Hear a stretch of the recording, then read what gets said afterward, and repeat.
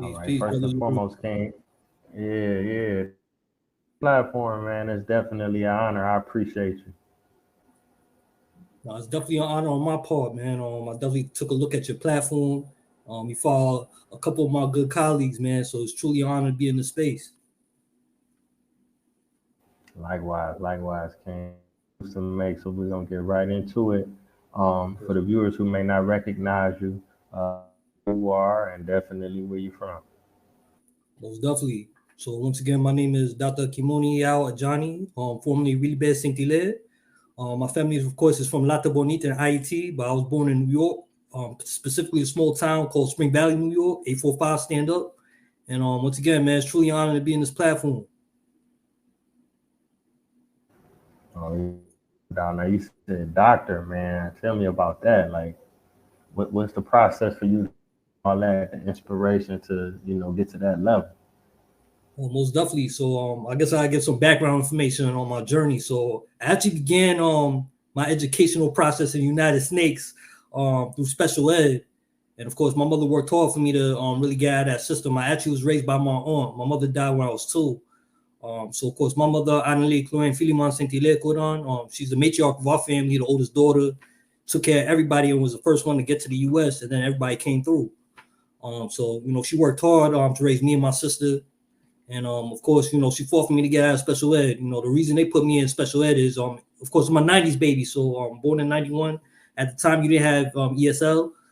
So of course, if you didn't speak English right away, they just put you in special ed. And those of you who went through special education, yeah, that's a battleground in itself, especially if you understand the school to prison pipeline.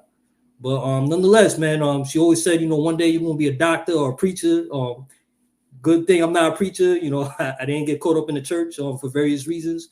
But of course, I went on for my education, specifically when I pursued a undergraduate degree.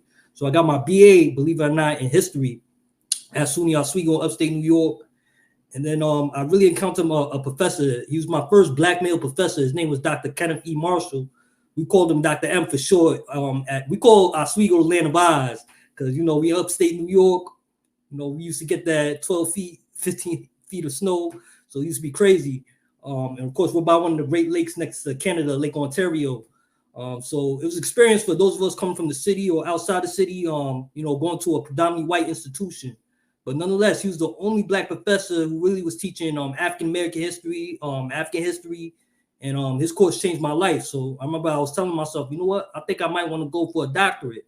Originally, I thought I would do it in history, but luckily I had my second mentor, Dr. DeBarros, who's actually in Africana Studies. We didn't have a major, but it was a minor that was tied to English. And he was hired in my junior year, and he sat down with me when I was applying for grad school, and he had a real talk with me. He basically stated to me, listen, if you decide to go for a master's or a doctorate degree in history, you're going to have that one British professor, that one European professor who's going to give you a hard time. You want to talk about race. You want to talk about the conditions of your people. So why not Africana Studies? And I listened to his advice. So I went on for my MA in UAlbany, University of Albany in Africana Studies. And from there, I decided to pursue my doctorate in Afroecology and African American Studies at Temple University. And, of course, I finished in 2021. I actually started that program in the fall of 2016. Finished during the pandemic, and currently I'm a assistant professor in Africana Studies at Stockton University. Of course, in the Atlantic County area, an hour away from Philadelphia. Those of you who are familiar with Atlantic City, we have 2 campuses, one in Galloway and another one in Atlantic City. So that's a short summary of my story right there. Wow, that's amazing, man. That's definitely inspiring. I mean, you dropped a lot of gems. Now I can ask you, now what age was you when you came to the States, and what was that transition like? I mean, outside of the school system, was it like a major culture shock for you, or was it like a smooth transition? Most definitely. And let me clarify, I was actually born in the States. So my parents were born in Haiti and Latte Bonite, but me and my sister were born in New York. And but of course, our first language was Haitian Creole. And it's interesting. When I was raised by my aunt, my uncle, who I call my pops, is actually African American, also fought in Vietnam. So I got to experience growing up in a mostly Haitian household, but since my mom Dukes, she was the law of the land. But of course, I also grew up, learning that aspect of this culture from a Black American culture stance. which is why I understand that as African people, technically we all the same. So I'll leave it there. But it was an interesting dynamic, especially growing up in New York. Those who are familiar with Spring Valley, New York, is a small Haitian community. Also a large Guatemalan and Mexican population as well. Also good population of Jamaicans. Most of my cousins, of course, were in East Flatbush in Brooklyn, as well as my cousin Canarsie. But it was an interesting dynamic. Just growing up in that environment, right outside New York City, as well as, also sometimes, staying up with my cousins in Brooklyn. And we faced a lot of struggles. I'm not going to lie to you. We definitely faced a lot of struggles. Of course, my mother was a heavy Christian woman. Our church was an Ayiti church, so we mostly spoke Creole. But really, the church actually was an institution that allowed us to build community. So I understand the positives of those institutions. But also, I really didn't understand my history, both as an Ayiti and also as an African person in general. So it wasn't until I went away from school that I really began to delve into texts such as Marimba Ani, Dr. Amos Wilson, Dr. Baba John Henrik Clark, and many of these other seminal scholars, really reading the philosophy and opinions of Marcus Garvey. And that changed my life forever. Wow, no doubt, no doubt. Now I gotta ask you about that. I mean, you got your PhD, Africology, African Studies, but you repeatedly mentioned how history changed your life, and for a lot of our people, it's kind of like something extra, an afterthought. Maybe we'll look into it, maybe we won't. If you could just talk about like where would you be without that history? Can you imagine yourself? You know what I'm saying? What you would be doing with your life? How impactful is that for a viewer to watch this and say, "I need to learn my history"? For sure. Those who grew up with me, especially my boys, they'll tell you that I was a heavy Christian. I actually used to teach Sunday school. So, I used to tell my boys, listen, man, you're going to hell for that. A lot of the Eurocentric ideologies. And I truly didn't understand the connection between Ayesans and other African people throughout the globe. One book that really changed my life that I began reading, especially more so in my master's program, but I got introduced when I was an undergrad, is by Jedi Jemsu Juhudi, Dr. Jedi Jemsu Juhudi, also known as Jacob Carruthers. It's called Irritated Genies, Essays on the Haitian Revolution. And of course, my mother would tell me stories as well as my cousins and uncles about our revolution, but I didn't really get the full scope from an African perspective. And really figures such as Jean-Jacques Dessalines. We always talk about Toussaint Louverture, but not really the true liberator, Jean-Jacques Dessalines, or some of the women such as Cecile Fatima, who's the major organizer of why Came On, had a network of women and helped organize that event along with Dutty Bookman. So just getting more of a deeper historical narrative on that history actually gave me a deeper Pan-African understanding of our struggles throughout the globe.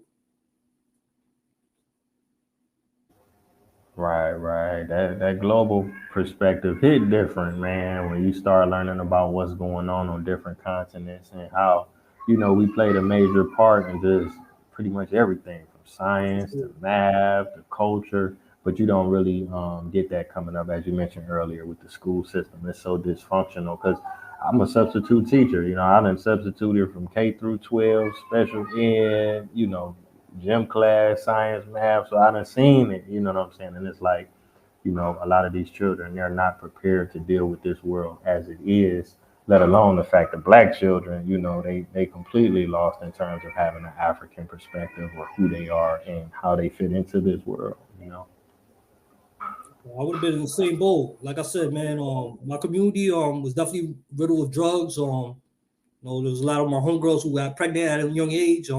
Especially, those of you familiar with special ed. So, if my mother didn't fight and really stay on top of me in terms of my education, I could have been, I honestly feel like I would have died. You know what I mean? Or ended up under that pipeline, in prison, or just lost on the streets, or I might have become a pastor. I might have been stuck with the church, but once again, my ideology would have been very dislocated. Let me put it that way.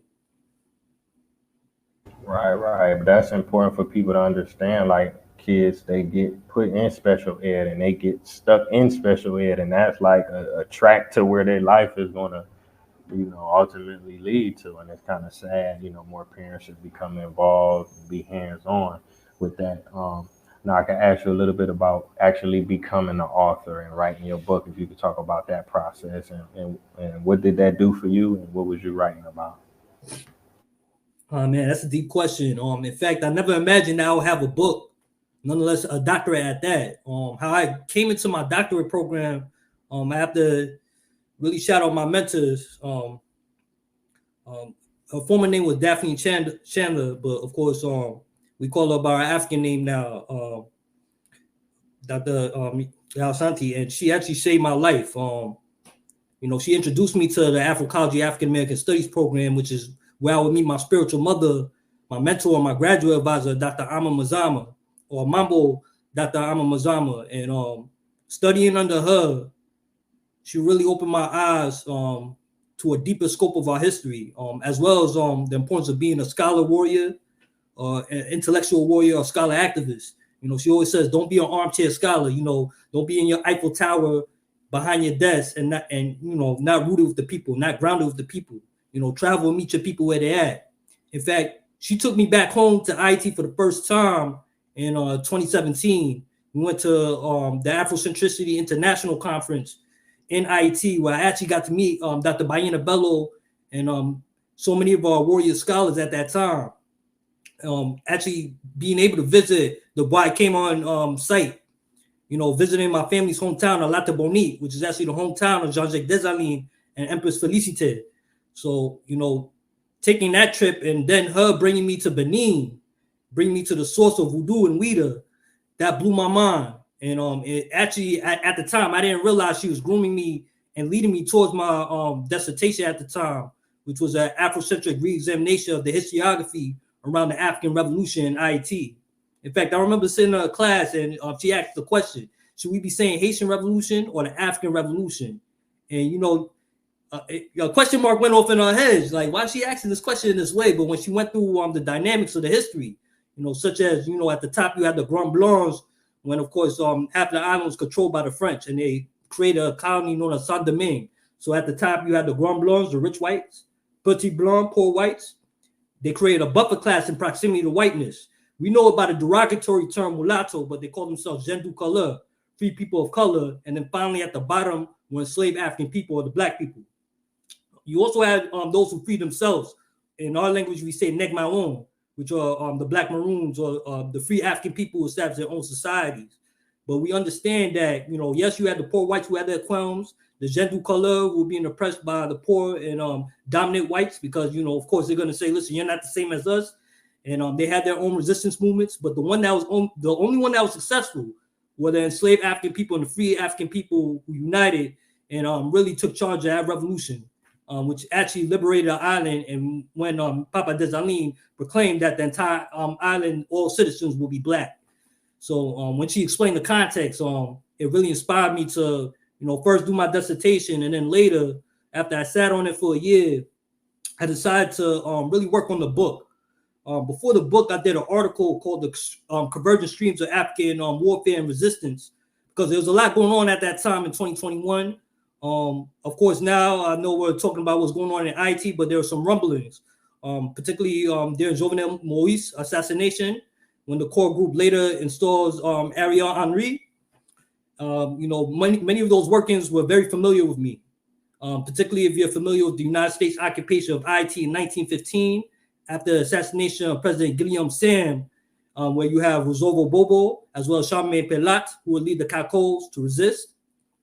As well as when I was a child at the time, but those of you who remember 94, and prior to that, when, of course, Aristide is exiled by the U.S. Marines, forcibly exiled. So once again, I saw those connections. Baba Clark always says history's a clock, or LL Cool J, he might say history doesn't always repeat, but it most definitely rhymes. So after doing that article, I got approached by Lexington Press, who saw my article and asked, listen, is this part of a larger project? And, originally I wanted to really do the manuscript with a independent press or independent publications or a black publication. But at the time, I felt like the timing was very important. So I decided to go with them, especially since, of course, those of you who work on the academic plantation, you have to make tenure, and usually a book is more than an article. So I wanted to seize the time. But sadly, I don't get any of the profits from the book. In fact, if it's okay with you, I would like to give a discount code for 30% off, as well as a link to the book, because sadly, they charge you $104. If it was up to me, I would make it very cheap because I want it accessible to all my people. But Unfortunately, much like the music industry, I don't have really control on the pricing and the distribution of my intellectual work. But nonetheless, it was important that I get the information out. Oh yeah, no doubt. We could definitely share the code and everything because we still got to check out that work. But I wanted to ask you if it's okay if you could talk about it. How does that work? You know, for a lot of people that are writing books and they trying to make a decision on whether they should do it independently or should they try to look for a publisher. In 2024, how is it possible that somebody can write a book, get a publisher, and not make money off of it? If you could, just share some game with them. Yeah, so from what I'm learning, mind you, when I went through my process, it was the first time that I produced a book and I understood what the process was. So through Lexington, I had to do a book proposal. But there are black press, such as Third World Press, which has been around for quite some time. And of course, most of the times you mail your book proposal or perspectives. Most people take it online, but there are independent black platforms as well. The only problem is if you go the independent route, you may not have a peer review. In other words, you do want somebody to peer review your work to see if there are any mistakes or grammatical errors or if there are any necessary corrections. Also, there are outside companies in terms of indexing. So indexing is important as well as, once again, checking for proofreads. You always want to have some proofreads before you push your product out. Most folks who are independent are also editors. So, of course, they know how to do that work themselves. But it's a very egregious process. For instance, I began my proposal, I want to say, or the process for the book at the height of 2022. And the book didn't come out until December, the end of the month, December 31st, 2023. So it took some time. It took a full year, just to go through the inner workings of that process. Most importantly, they're more in charge of marketing. So once again, if you go independent, you're going to have to do much of the marketing yourselves. But once again, similar if you're an independent artist, you're going to receive the majority of the profits. But once again, you're going to have to do a lot of the intrinsic work, especially finding different bookstores or companies to push your book out. Most people establish their own websites, such as Malima Baruti. He established his own site and publication firm just to push his own independent work out, which is actually important. More of us need our own independent institutions. But sadly, I didn't have the knowledge of how to establish my own institutions or even how to publish independently. So I think moving forward, that's some of the work that I have to actually necessarily do. And yes, it's going to require sacrifice, but I think it's very important that we have control of our intellectual work.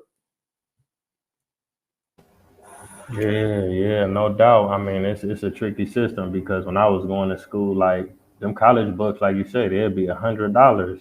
I bought my book brand new at the beginning of the semester, $150. Then they did a book buyback, and they say we're gonna use the same book the next semester, and we'll buy your book from you for $5, and then we're gonna sell the same book again for used for $85. So it's just so many situations that a lot of people just don't understand. From every different little single aspect. But like you say, if you could do it independently, it's gonna take a lot more work.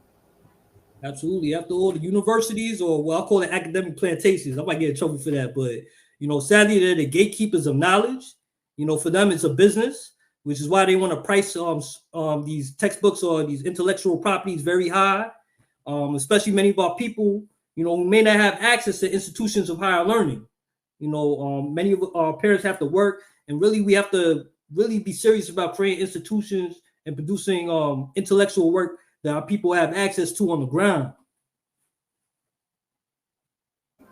Yeah, definitely. I want to ask you this because you've been to Haiti, you've been to North America, you've been to Benin. A lot of people might say, well, we've been away from Africa for so long, or some people may say, well, we're not even related at all, completely, totally. You know what I'm saying? What is your perspective on all of that? And why is it even important to even take it that far? Absolutely. And in fact, I'm going to use the Akan term Sankofa, once again, to go back and fetch it, not just go back to your past, but go back to the best foundations of your past. In fact, me and several of our students, we just came back from Ghana in, of course, January. And of course, Ghana, of course, 2 years prior had the day of return. And in fact, I think it's a very important site because once again, you also have a area with a large community of Jamaicans who were repatriated in Mampong. So I think once again, it's important that we realize the connections between each other. And of course, to do that, you have to travel. And I know a lot of us can't afford to travel, but there are different institutions or opportunities in which we're able to travel. For our young people, I would say, if you can't do study abroad, do a study tour, which is what we did for our students. They take the class West Africa Now, and then at the end of the semester, we bring them to that African country. Two of our sites is South Africa and of course Ghana. And once again, also to connect with some of our brothers and sisters who decide to repatriate. Of course, you have the Gabon family. Obenfo Obedele Bakari Gabon, he has an institution called a Bibi Tumi. And he actually has a social media platform. I actually got to rap with the brother after the passing of his father, Kamal Gabon. And once again, there are people who help many of our brothers and sisters throughout the diaspora repatriate if we want to go back home. And believe it or not, a lot of our people on the continent, in the motherland, embrace us. I know right now we have the diaspora wars, but I really encourage our people to get off social media and really talk to the actual folks, because believe it or not, they truly do embrace a lot of our Black people coming from Haiti, from the United States, from Canada, London, or wherever we might be on the globe. I always like to say the whole African globe is our playground, as I like to say, or our domain. Yeah, most definitely, man. That's very important because I'm in Ghana right now. I'm in Accra. I've been to about Love 20 Africa. African countries, man. Almost 20. And Africa got almost 54, so I ain't even halfway yet. But the most important thing I could say is traveling all around the world. I feel safest and most welcome and at home when I'm in Africa. So a lot of people speak on Africa, like you say, the diaspora wars and stuff like that. I would bet the majority of them they never been. They just speaking, just to be speaking in the comment section. And study abroad, that's a life changing experience. I got a chance to study abroad. I went to Brazil for a semester, and I went to the Dominican Republic for a semester. Those was phenomenal, life changing experiences. So I definitely would recommend to the viewers, if you get a chance to do that, do that. Because when I was in school, they'd be like, well, you can go to China, you can go to France, you can go to Spain. I had to do some extra due diligence to find the programs and go through a couple extra hoops, but I made it happen and it was worth it. Oh man, brother, that's wonderful. Sadly, I've only been to three: Benin, Senegal last summer, and of course, recently Ghana. And I love Accra, Kumasi Village as well, where we had our naming ceremony. Of course, my God name is Yaw Adu. I also have Yao in, of course, the name I received through Afrocentricity International, our Dina naming ceremony. But that's also another process, in terms of revisiting African language, or Ebonics, as we call it here in the United States, or many of us who decide to change our name. So naming and language is another means for us to connect with our folks, wherever they may be on the globe. So, brother, I'm trying to catch up to you, man. I got more work to do. Oh yeah, likewise, King. I'm trying to catch up to you, but we can inspire each other definitely. Now let me see. I guess we had about 23 minutes in, so I got about two more questions for you. I Let's wanted to go. ask you. Now, do you have any? Are you working on the book now, or you have any upcoming projects or anything in the works? Absolutely. There's two chapters I've completed for some of my colleagues. Victor Don Okafor, he's the chair of the Afroecology African American Studies program in Eastern Michigan. So he has a particular text coming out around Sheikh Anta Diop, excuse me. For those who are not familiar with Sheikh Anta Diop, he's a Senegalese scholar who actually proved that the ancient Egyptians were Black people, particularly when he talks about African civilizations and several of his other seminal texts, such as the cultural unity of Black Africa, the domains of patriarchy and matriarchy, because oftentimes we don't talk about our matrilineal systems, where a lot of our sisters and women had a lot of political power and actually led nations, such as the Kandakis. Another text is a Black grad reader by my good colleague, of course, Tariq. Tariq, of course, has a Black grads book to prepare some of our people who are preparing for grad school. So, those are the two projects I just completed. And of course, I'm working on another project for my good sister in Houston, Lindsay Gary. So I can't really spill the beans on that yet, but, be on the lookout.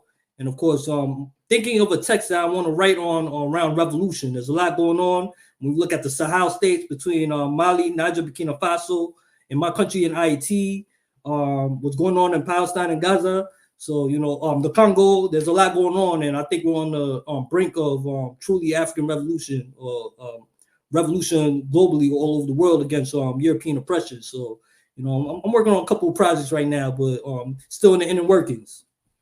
Got a lot more research and groundwork I need to do. Yeah, definitely. I know it takes time. So my last question for you, I guess, is for the viewers. A lot of people, they do want change, but I guess they're in a situation where they don't really know, which way to go. If you could share some type of strategy or perspective or whatnot, because it seems like, at least coming from America, you have like you got the Marcus Garvey and the Malcolm X's that say, well, we need to just completely leave and go back home to Africa. That's what we need to do. Or you may have, like the Republic of New Africa or the nation. They may say, well, we'll create a nation within a nation. We're not going to leave, but we'll buy 1,000 acres, or we'll take 1,000 acres or whatever, and we'll have our own baker, our own butcher. We'll recreate a Black Wall Street. We'll be like the Amish. We make our own clothes and everything. Or you have like the Panthers and Dr. King, where they say, we're going to stay right where we at. We're going to fight where we at. We're going to get involved, become full-fledged Americans, run for councilman, run for mayor, this, that, and the third. If you could just share a little perspective on that. Absolutely. And I guess I'll begin with Marcus Mosiah Garvey, because a lot of people misunderstand what he means, particularly when Tony Martin, when he writes Pan-African Connection, because what Marcus Garvey wanted to establish was not just us going back home, because, he also understood there were some African people, or rather some coons, who would do no good in our motherland, but he really wanted us to establish a global Pan-African network. In other words, if I'm an African person in Ayiti, I'm an African person in the United States, I'm an African person in South America, whether it's Colombia or Puerto Rico, we need to establish our own Black economic base and create a global network where we could trade and, of course, empower the motherland. Because whenever our motherland is empowered, much like if China's empowered or other pivotal states where different ethnic groups come from, if our motherland is empowered, the African people can be protected wherever they may be. Because once again, he's talking about being a power, a global power. And I think he's on the right track. Of course, many of us who are Pan-African, we want to really establish a United States of Africa. So then, of course, wherever African people may be, we have that global base. Another solution, of course, is to find your colleagues in arms or your brothers in arms.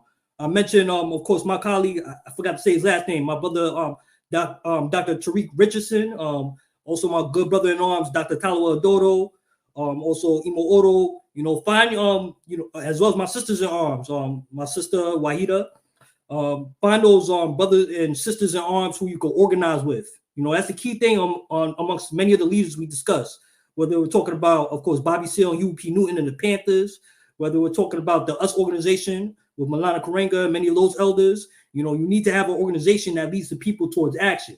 Yes, protest is important, but really you want, once again, organizations that could really lead the people and, of course, allow us to really have a global network, but also to develop solutions similar to what Carlos Cook's established with the African Pioneer Movement. So once again, I believe that's really a viable solution.